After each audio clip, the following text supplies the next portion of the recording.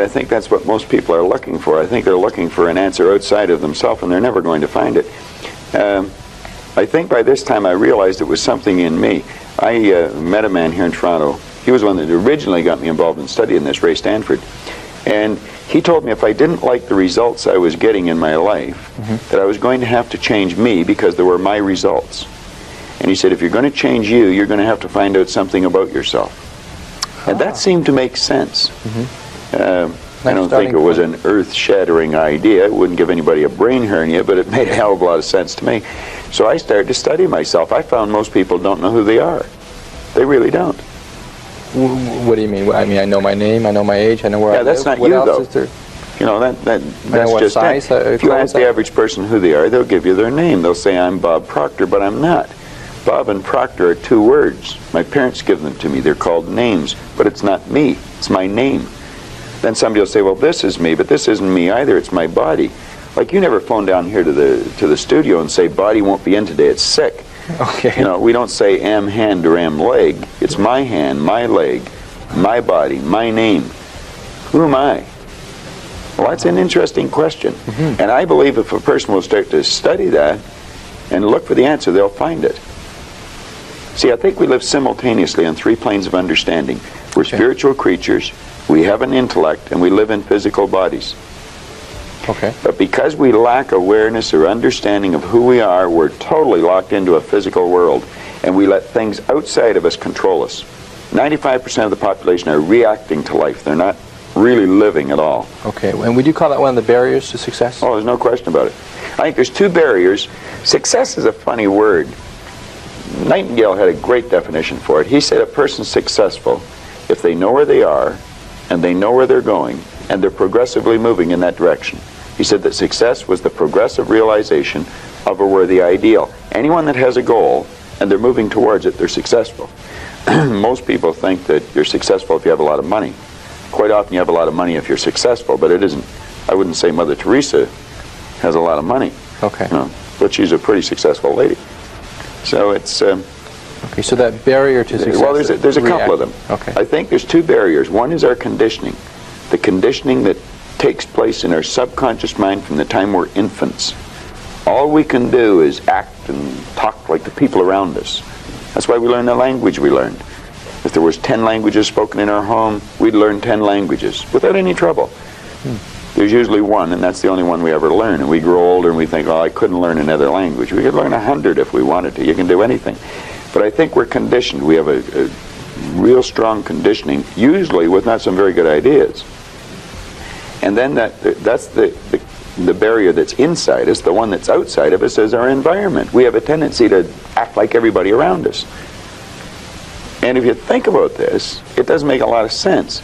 Because if you study statistics, 95% of the people live their entire life and never live the way they want to live. You know that 95% of the population in this country, let's say in North America, the richest continent in the history of the world, they'll work productively, let's say for 40 of their 65 years, and they'll end up with hardly any money. Well, there's got to be something wrong. So there's not much... 5% of the people end up financially comfortable or independent. Are you trying to depress us, Bob? Because that's No, actually, I think it's quite an exciting idea, because you see, the idea behind it is that anybody can win, anyone at all. But if we start studying these statistics, I think we'll arrive at the conclusion, geez, I better start thinking for myself rather than follow everybody. Most people, they get a job, they look around, they see how everybody else is doing their work, and they start doing it the same way. They should stop and think, I wonder if any of these people know what they're doing. You know, is there a better way to do it? But don't we have a need to fit in? I mean, we don't want to stand out. We don't want to get fired. We don't want to make waves. Exactly. Just fall into line. You know, take a number. Be like everybody around. You know, that'd be great in the animal kingdom. But human beings aren't supposed to live that way. I think we should make a few waves. We should maybe stand out, be different. Not for the sake of being different, but because we are different. We all think different thoughts. And I believe we should start to think and build images in our mind of what we'd like to do and then set out and do it. Emerson did that, Edison did that, Marconi did that, Samuel Morse did that, Buckminster Fuller did that. We could go on and on and on. They were different, they stood out, they made a few waves. You started with you saying you started with a search for yourself to try to find out more about yourself. And you were somewhat successful along the way. Well, I didn't start it like that in the beginning. I started out I wanted a lot of money. I figured if I had enough money, I was going to cure all my problems. I found that that wasn't true. I earned a fair amount of problems or money, and I seemed to have more problems. But after working at this for a few years, I decided that the real answer is get to know yourself a little better. Okay. And I don't think you have to go off in the Himalayas and become a guru to. Okay. To do that. What did you do to learn about yourself? You said you went around as many seminars. I as you attended could. seminars. Okay. I went and listened to different speakers who taught something about the mind. I think the answer's in our mind if we'll start studying and trying to understand our mind. Okay. Let me get back to you if I can. What did you learn about Bob Proctor during that study? Well, I learned that the biggest part of me you'll never see. It's non-physical. And what you see here in the physical body is nothing but the physical manifestation of the higher side of my personality. And of course that's true with you, and Nancy's on the camera. It's true of everyone. And what we have to study, I think, is how does this non-physical part of my mind work? What happens when I think? Where do thoughts come from? How was this chair built? Somebody had to think. Thoughts are everywhere. And we pull thoughts into our mind and we build pictures or images in our mind. Okay. What we want to understand is that's a non-physical side of ourself that's doing that. If I can build an image of something in my mind, I'm quite capable of building a physical replica of it in my world. So if I build an image of me as a happy, relaxed person, I can live like that. If I build an image of myself as being prosperous, I can become prosperous. So if we think rich, we will be rich. Absolutely. We're already rich, just short of money.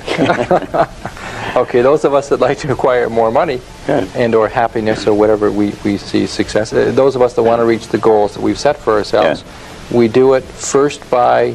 Well, the first thing you do is sit down and decide what you want. If it's money you want, how much money? Lots of money. Well, nobody knows how much lots is. Okay. So you've got to be specific. Okay. You write down on a card exactly what you want. And you carry that card around and read it often.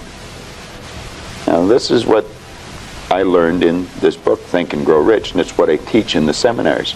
I'll teach people how to set goals. But you decide exactly what you want. And then you start to think. Now, you're going to have thoughts come to your mind of why you can't get it. Mm-hmm. You have the ability in your conscious mind to reject that idea, kick it out of your mind. Thinking of why you can't do something is never going to do you any good. And keep thinking until you start to think of thoughts of how you can do it. And the way will be shown to you. It comes in the form of images in our mind.